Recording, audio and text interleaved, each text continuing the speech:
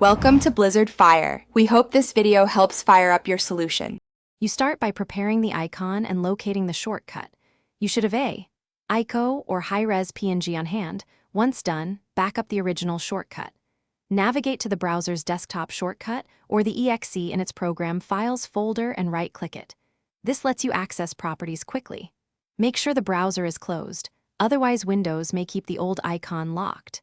These first steps set you up to change the icon without losing the original, so you can revert if needed. Now you convert and apply the icon.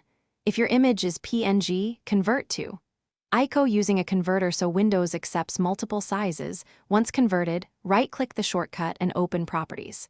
Click Change Icon, browse to the ICO file and select the preferred size. After selecting, press OK, Apply, and Close. If the shortcut is in Start or Pinned, unpin then repin after change so the new image appears. Make sure to choose sizes that include 256 times 256 for crisp results on high DP. Finish by forcing the system to refresh icons and handle common problems. First, refresh the desktop or restart Explorer. You can log out or use Task Manager to restart Explorer. Exe so icons reload. If the taskbar icon did not update, unpin the app, pin the modified shortcut, and confirm.